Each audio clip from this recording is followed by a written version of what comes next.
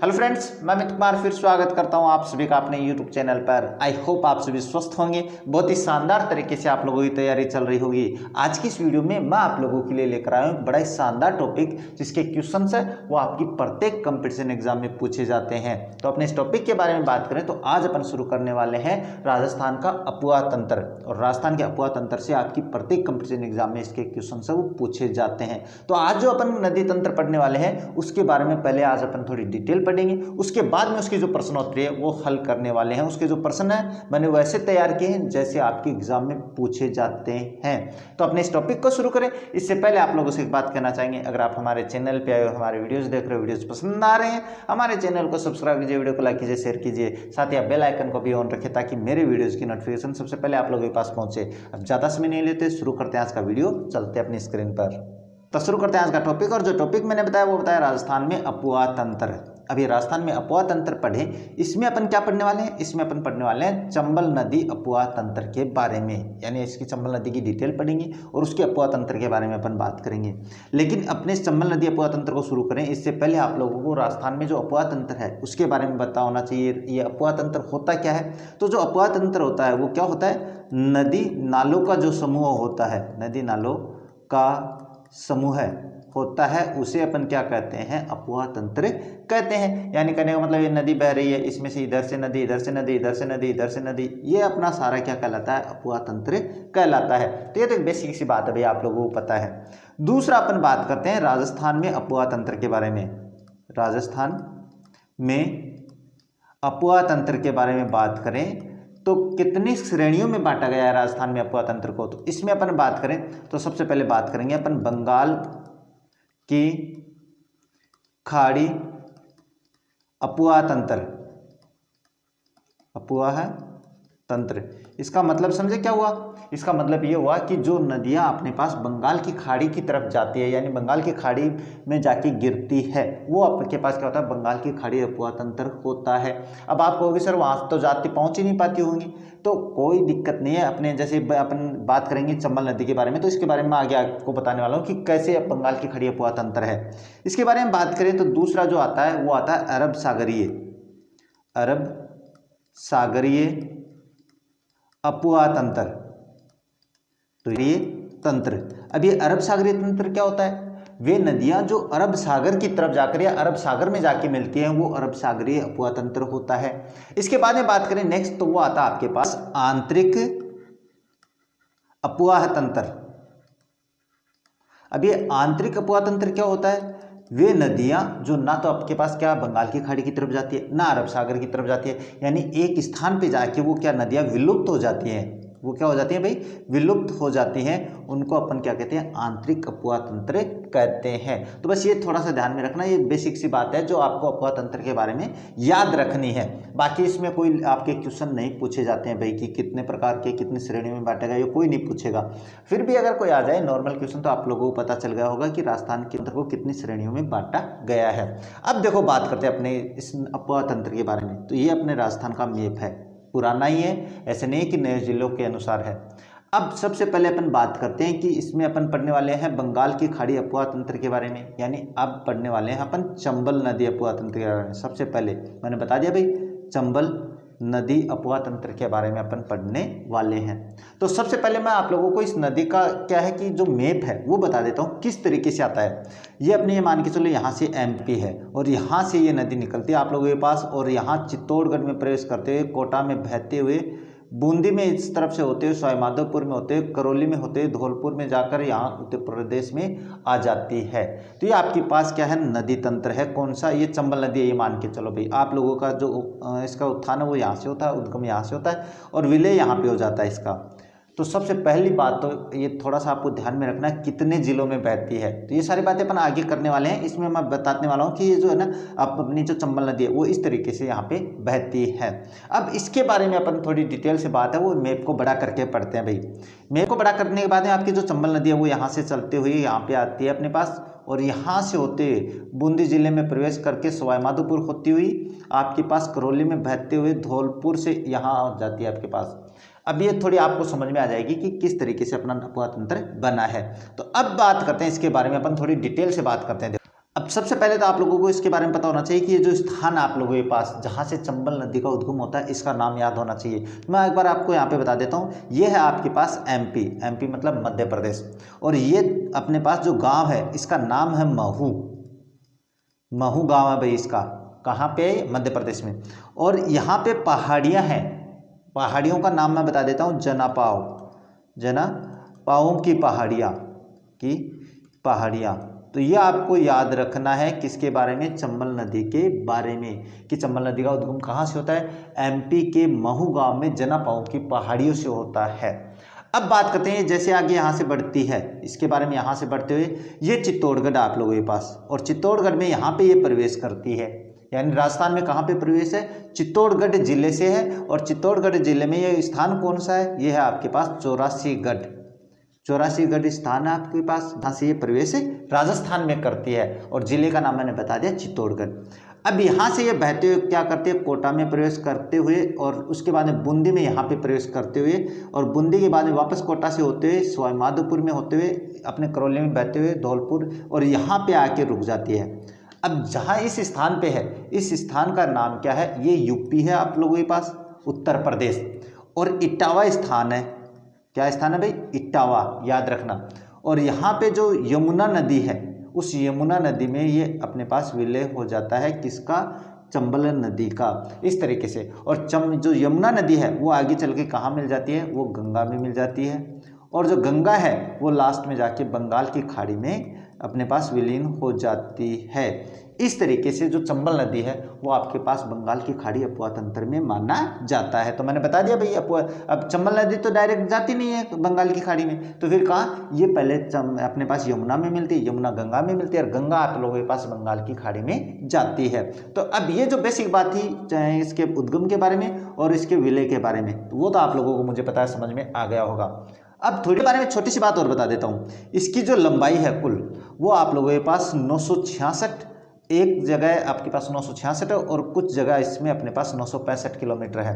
तो ये दोनों ऑप्शन आप लोगों के पास नहीं आने वाले हैं। अब बात करते हैं, ये तो इस हो गई कुल लंबाई, लेकिन राजस्थान में बात करें इसकी, कि राजस्थान में इसकी लंबाई कितनी है, तो राजस्थान में इसकी लंबाई है 135 किलोमीटर। ये याद रखना आप लोग, आगे क्वेश्चन भी आने वाले हैं, मैंने क्वेश्चन भी बनाए इससे संबंधित बहुत ही शानदार तरीके से। तो ये लंबाई और ये राजस्थान की लंबाई और कुल लंबाई मैंने दोनों बता दी है। अब इसके बारे में आगे क्वेश्चन है जो बनने वाले हैं वो सारे बनाऊंगा मैं। अब छोटी सी बात करते हैं, इसमें जो सहायक नदियाँ हैं उसके बारे में भी अभी पढ़ लेते हैं। अब सहायक नदियों के बारे में पढ़ें तो सबसे पहले अपन एक स्थान की बात करते हैं, एमपी की। यहाँ पे अपन एमपी की बात करते हैं भाई, मध्य प्रदेश की। और मध्य प्रदेश की बात करें, यहाँ एक गांव है देवास। कहाँ पे? एमपी में, यानी मध्य प्रदेश में। यहाँ से आपके पास एक नदी शुरू होती है, वो नदी यहाँ झालावाड़ में प्रवेश करती है। इस नदी का नाम है काली सिंध, काली सिंध नाम याद रखना भाई, ये क्वेश्चन आएगा आगे।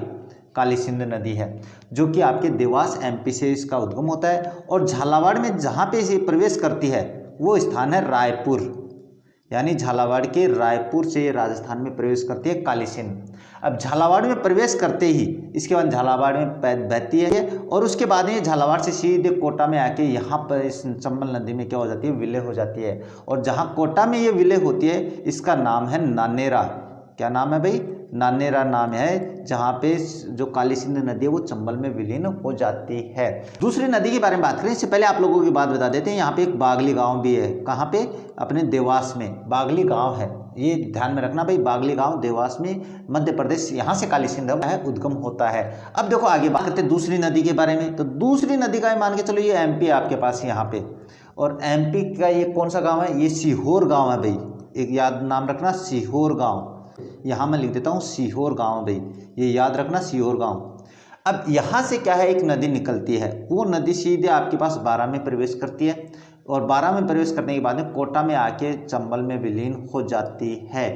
अब पहले इसके बारे में बात करते हैं, नदी कौन सी है? तो ये नदी है आपके पास पार्वती नदी, याद रखना भाई, पार्वती नदी। अब एमपी के सीहोर से इसका क्या होता है? उद्गम होता है, और ये बारां में अपने यहाँ पे जहाँ पे प्रवेश करती है ये आपके पास है करियाहट, याद रखना भाई, करियाहट है बारां का गांव, करियाहट, जहाँ से ये राजस्थान में प्रवेश करती है। और बारां में बहते हुए जहाँ कोटा में ये विलय करती है वो स्थान है आप लोगों के पास बलिया, ये याद रखना भाई, कोटा का बलिया जो नामक स्थान है वहाँ पे कौन सी नदी का विलय होता है, तो वहाँ पे आपके पास पार्वती नदी का विलय होता है। अब ये हो गई आपके पास दूसरी नदी। अब एक और बात करते हैं भाई, तीसरी जो नदी है वो आपके पास से एमपी से ही होती है। इसका उद्गम भी, इसका उद्गम कहाँ से होता है भाई, एमपी से होता है। इस स्थान का नाम बता देता हूँ। तो ये स्थान आप लोगों के पास है गुना, यानी एमपी के गुना से एक नदी का उद्गम होता है, जो यहाँ से बहते हुए बारा में प्रवेश करती है, उसके बाद में वापस एमपी में आती है, उसके बाद में बहते हुए सीधे कोटा में प्रवेश करती है और यहाँ आकर ये आपके पास क्या है, चंबल में मिल जाती है। अब एमपी के गुना से जो निकलती है वो नदी कौन सी है, इसका नाम है कुन्नू या कुनौर, कुन्नू या कुनौर, ये नाम याद रखना भाई, कुन्नू या कुनौर नाम से जाना जाता है। अब बात करते हैं राजस्थान में जहाँ से प्रवेश करती है उस स्थान का नाम क्या है, तो ये आपके पास बारां जिला का मुसेरी गांव है भाई, ये याद रखना भाई, कौन सा गांव है, मुसेरी गांव है।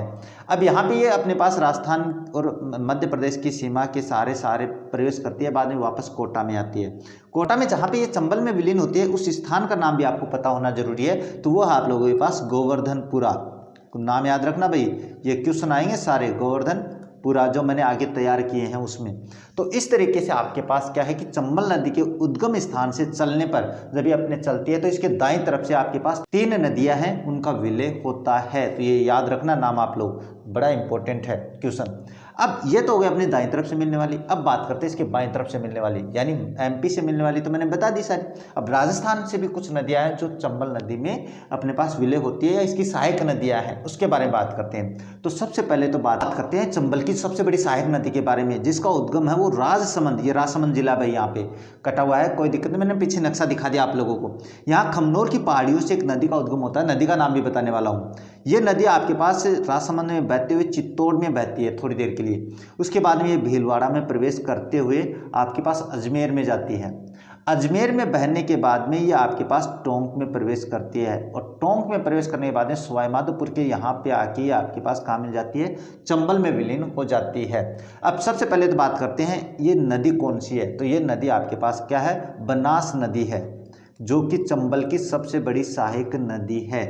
अब चंबल बनास नदी का उद्गम कहाँ से होता है, तो ये मैंने बता दिया, खमनोर की पहाड़ियाँ हैं भाई, खमनोर की पहाड़ियाँ कहाँ पे, राजसमंद में की पहाड़ियाँ, यहाँ से इसका क्या उद्गम होता है। अब ये बनास नदी के बारे में मैं अलग से नदी तंत्र पढ़ाने वाला हूँ, बनास नदी भी बहुत इंपॉर्टेंट है, लेकिन पहले अपन केवल इसको चंबल नदी के सहायक नदी के रूप में पढ़ते हैं। अब यहाँ से ये बहते हुए कहाँ जा रही है, चित्तौड़ में प्रवेश करती है, भीलवाड़ा में जाती है, अजमेर में जाती है, टोंक में जाती है, सवाईमाधोपुर में आपके पास विलय हो जाता है इसका चंबल नदी में। और सवाईमाधोपुर में जहाँ पे इसका विलय होता है इसका नाम है रामेश्वर घाट, क्या भाई, रामेश्वर घाट, ये याद रखना भाई, जहाँ पे ये चंबल नदी में विलीन हो जाती है। इस तरीके से आपका जो बनास नदी है, जो कि सबसे बड़ी नदी है, सहायक नदी, कितने जिलों से बहती है, कहाँ पे इसका विलय होता है, ये सारी बातें मैंने बता दी भाई आप लोगों को। अब बात करते हैं इसकी दूसरी नदी के बारे में। तो दूसरी नदी आपके पास चित्तौड़ से इसका क्या उद्गम होता है, और चित्तौड़ में ये क्या है, भैंसरोडगढ़ नामक स्थान भी आपके पास चंबल में विलीन हो जाती है।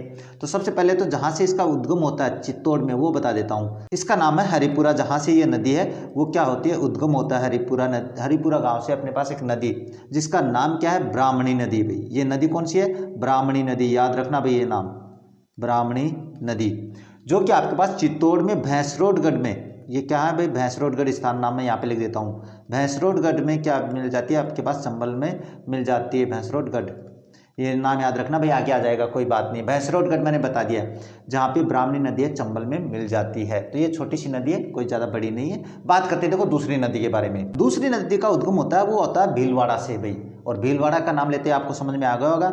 यहाँ से इस नदी का उद्गम होता है और ये बूंदी में बहते हुए कोटा बूंदी की सीमा पर आपके पास कहाँ मिल जाती है, चंबल में विलीन हो जाती है। तो यहाँ से आपके पास कौन सी नदी का उद्गम होता है, तो वो होता है मेज नदी का। अब जहाँ से इसका उद्गम होता है वो नाम क्या है उस स्थान का, तो इस स्थान का नाम है बिजोलिया, ये तो याद हो जाएगा भाई। बिजोलिया से आपके पास कौन सी नदी का उद्गम होता है, मेज नदी का। और जहाँ पे ये कोटा बूंदी में मिलती है वो आपके पास कोटा बूंदी है, उसकी सीमा है भाई। तो कोई गांव का नाम नहीं है स्पेशल, तो मैंने भी कोटा बूंदी सीमा आप लोगों को बता दिया, तो मेज नदी हो जाती है। इसके बाद में बात करते हैं दूसरी नदी के बारे में। तो दूसरी नदी भी आपके पास भीलवाड़ा से निकलती है और बूंदी में बहते हुए कोटा बूंदी की सीमा पर चंबल में इसका विलीन हो जाता है। तो इस नदी के बारे में बात करें तो ये आपके पास जहाँ से उद्गम होता है उस स्थान का नाम है ऊपरमाल, ऊपर माल, ये नाम याद रखना, आगे भी आएगा, कोई दिक्कत नहीं, सारी नदियों के बारे में आने वाला है। बूंदी में बहते हुए कोटा बूंदी सीमा पर इसका विलय हो जाता है। तो ये नदी कौन सी है? ये नदी आप लोगों के पास कुराल नदी है। अगर आपको यहाँ पे दिखाई नहीं दे रहा तो मैंने नाम बोल दिया भाई, कुराल नदी है जो आपके पास कोटा बूंदी सीमा पे चंबल में विलीन हो जाती है। अब बात करते हैं दूसरी नदी के बारे में जिसका विलय आपके पास कहाँ, चंबल नदी में होता है। तो उसकी बात करें तो उसका उद्गम आपके पास बूंदी से होता है भाई।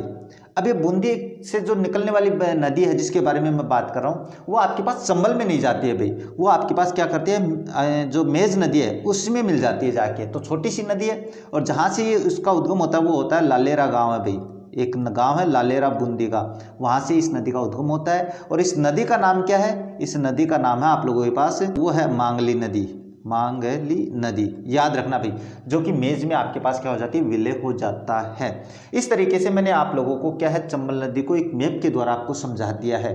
अब इसके प्रश्नों के बारे में बात करते हैं, और जो प्रश्न मैंने बनाए हैं वो प्रश्न बहुत ही इंपॉर्टेंट है भाई, इन प्रश्नों को आपको ध्यान से देखना है। तो बात करते हैं इसके प्रश्नों के बारे में भाई। प्रश्न नंबर 1 जो मैंने बनाया वो है, चंबल नदी का उद्गम कहाँ से होता है? तो बहुत ही आसान क्वेश्चन है, मैंने मैप में भी समझाया है, फिर भी आप नहीं करोगे तो गलत बात भैया आप लोगों की। तो इसमें आप लोगों को मैंने बताया था जनापाओं की पहाड़ियों से। अब ये जनापाओं की पहाड़ियाँ कहाँ पे है भाई? तो ये एमपी के, ये मैंने बताया था ना, रिवाइज हो जाएगा, एमपी के महू गाँव में है। महू गाँव में जनापाओं की जो पहाड़ियाँ हैं वहाँ से चंबल नदी का उद्गम होता है। तो याद रह जाएगा, मुझे पता है। अब बात करते हैं, देखो नेक्स्ट क्वेश्चन, नेक्स्ट है राजस्थान में चंबल नदी का प्रवेश कौन से जिले से होता है? मैंने आप लोगों को बताया भाई क्वेश्चन बहुत ही आसानी से, तो वो आपके पास चित्तौड़ जिले से इसका प्रवेश होता है। और चित्तौड़ अगर जिला पूछे तो चित्तौड़, और अगर कोई स्थान पूछ ले तो मैंने आपको वहाँ पे भी बताया था और यहाँ पे भी बता रहा हूँ, 84 से आपके पास क्या है, चंबल नदी का राजस्थान में प्रवेश होता है। तो ये तो बहुत ही सरल क्वेश्चन है भाई, ज़्यादा टफ नहीं है। बात करते हैं नेक्स्ट है, चंबल नदी की राजस्थान में कितनी लंबाई है? अब राजस्थान में कितनी लंबाई है भाई? तो ये तो मैंने बता दिया भाई, बहुत ही आसान क्वेश्चन है, वो है 135 किलोमीटर, ये याद रखना भाई। लेकिन मैंने एक बात और बताई थी उसकी कुल लंबाई के बारे में, चंबल नदी की कुल लंबाई के बारे में मैंने बात करी आप लोगों से। इसमें 966 भी सही है, 965 भी सही है, कई किताबों में ये दे रखा है, तो दोनों एक साथ नहीं आने वाले हैं, तो याद रखना भाई।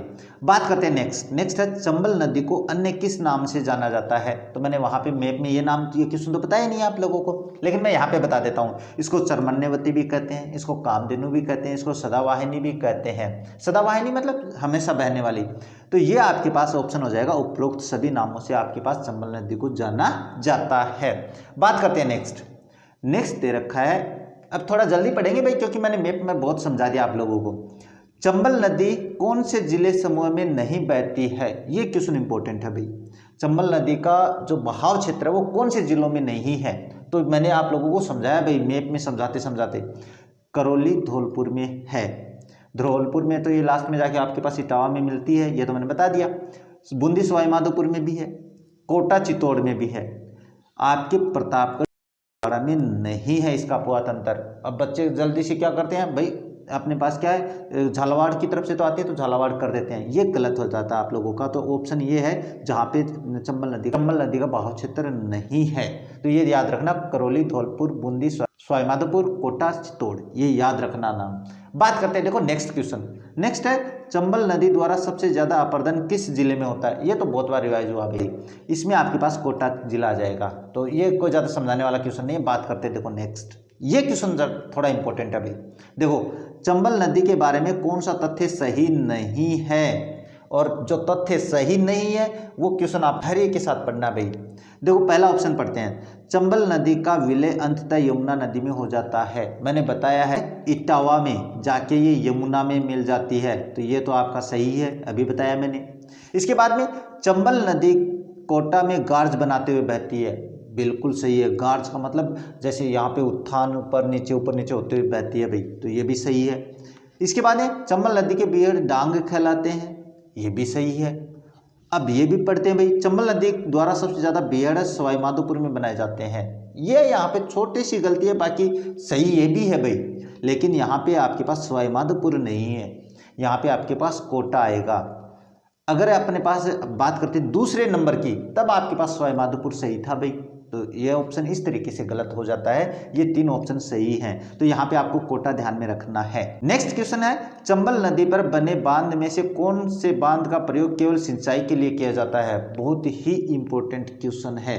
इसमें अपन बात कर लेते हैं भाई, ये चारों जो बांध है वो आपके पास कहाँ बनाए गए? चंबल नदी पे बनाए गए हैं। और चंबल नदी में अगर अपन बात करें तो कौन से बांध का प्रयोग केवल सिंचाई के लिए होता है? वो है आपके पास कोटा बैराज। कोटा बैराज का प्रयोग केवल सिंचाई के लिए किया जाता है। अब बात करते हैं, देखो नेक्स्ट है, चंबल नदी पर बने बांधों का उत्तर से दक्षिण की ओर सही क्रम क्या है? बहुत इंपॉर्टेंट क्वेश्चन है भाई, मैप के द्वारा भी पूछा जा सकता है। मैंने वहाँ पे नहीं बताया क्योंकि वहाँ पे अपने पास बहुत ही ज़्यादा ऐसे मिक्सअप हो जाता, तो मैं बता देता हूँ। आपके पास ये नदी आपके पास यहाँ से बह रही है भाई। अब उत्तर से दक्षिण की तरफ, यानी इस तरफ से चलने पर आपके पास जो बांधों का क्रम है वो क्या है? तो सबसे पहले अगर अपन बात करें, इसमें मैं आप लोगों को बता देता हूं, तो ये क्रम ध्यान में रखना भाई आप लोग। क्या है इसमें? सबसे पहले उत्तर से दक्षिण की तरफ चलते हैं तो कोटा बैराज आता है कोटा में। उसके बाद जवाहर सागर है, ये भी कोटा में आता है भाई। ये दोनों जो स्थान है वो कोटा में है, लेकिन इसमें आपके पास कंफ्यूजन हो जाता है कि जवाहर सागर पहले कि कोटा बैराज पहले है। इसके बाद में आपके पास चित्तौड़गढ़ में बना हुआ है राणा प्रताप सागर। उसके बाद एमपी में बना है गांधी सागर। ये जो क्रम है वो ध्यान में रखना। यहाँ पे सबसे पहले कोटा बैराज आता है, कोटा बैराज। उसके बाद में आपके पास क्या आता है?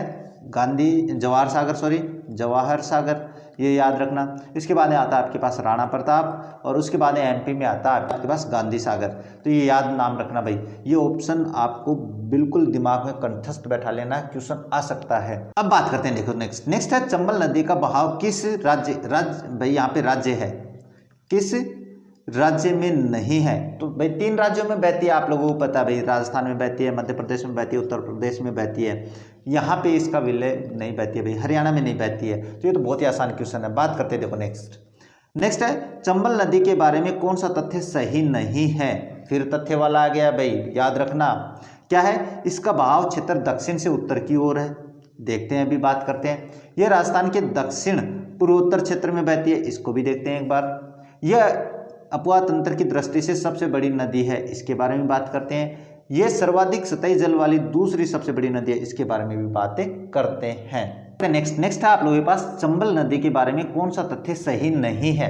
अब तथ्य सही नहीं है, इसके बारे में बात करें तो ये जो तथ्य सही नहीं है, ये क्वेश्चन आपको संभल के पढ़ना है, बहुत ही आराम से पढ़ना है।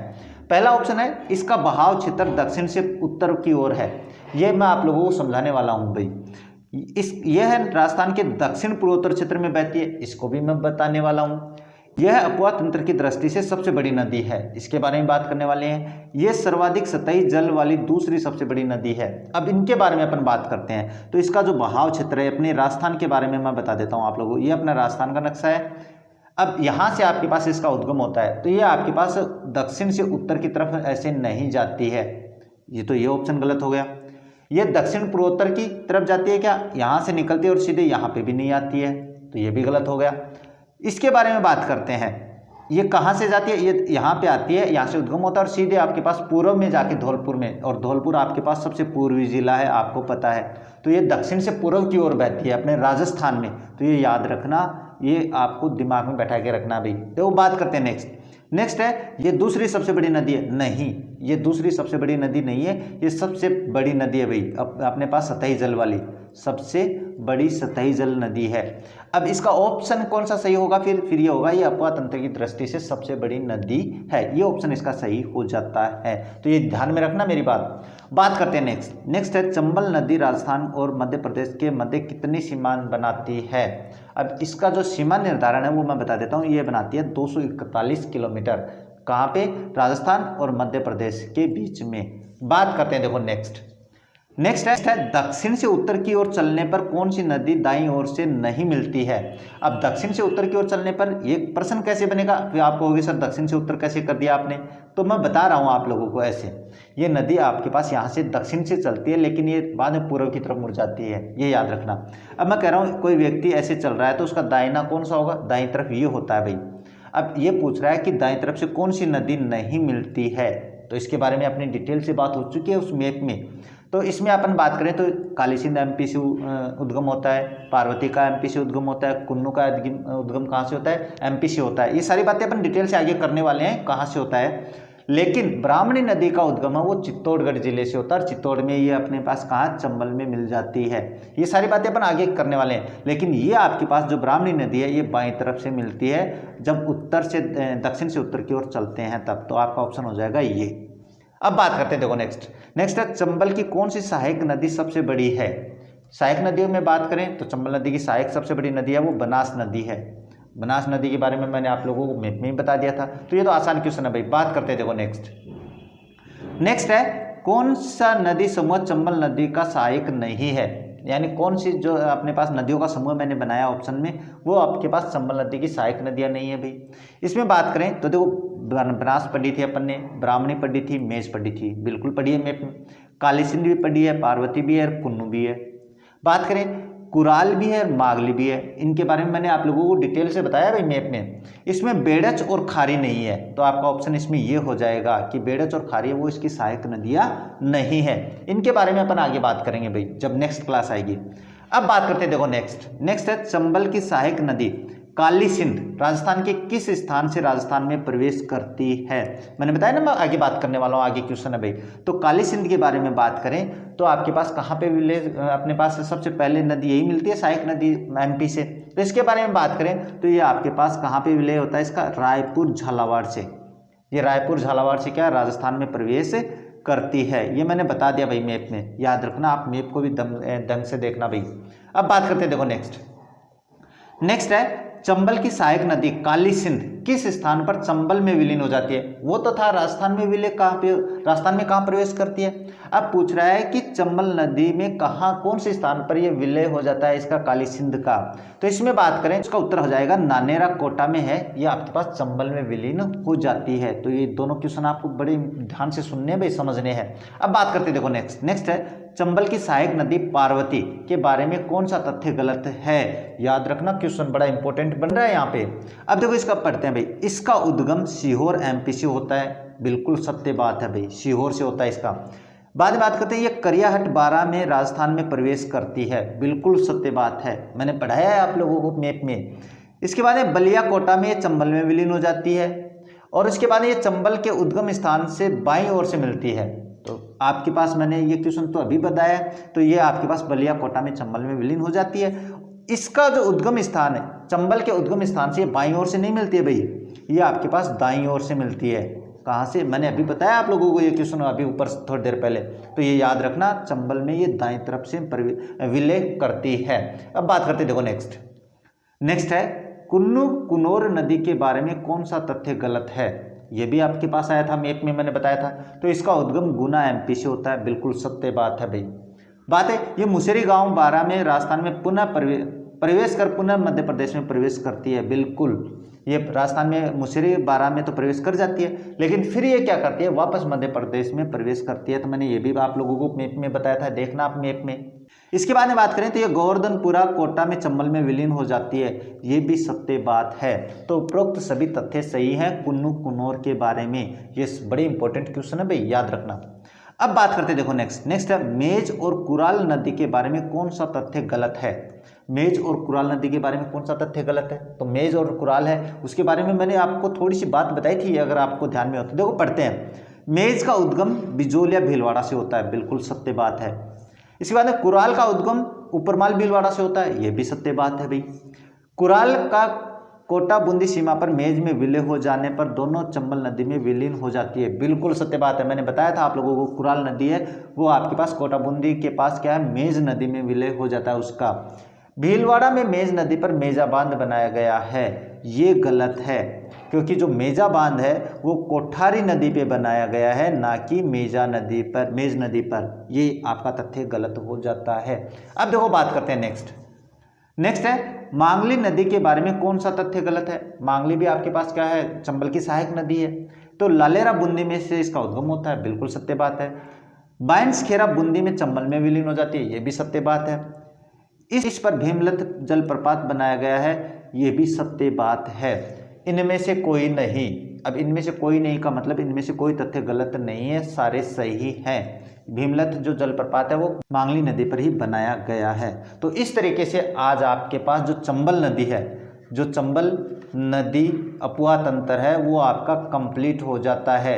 अपुआ तंत्र, और मुझे नहीं लगता इसमें से आपके पास कोई क्वेश्चन बचा है भाई। मुझे ऐसा बिल्कुल ही नहीं लगता है कि कोई क्वेश्चन बच गया है। अगर फिर भी कोई बच गया होगा तो शॉर्ट वीडियो में मैं आप लोगों को बताऊंगा कि चंबल नदी के बारे में ये तथ्य वो नहीं बताया, तो वहाँ पे बिल्कुल आप लोगों को आसानी से समझाने वाला हूँ। तो मुझे लगता है आप लोगों को ये क्लास पसंद आई होगी अगर आप लोगों ने ये कंप्लीट देखी है तो मिलते हैं आप लोगों से आगे एक नया अपुआ तंत्र लेकर बनास नदी के बारे में। तब तक देखते रहिए हमारा चैनल। जय हिंद, जय भारत।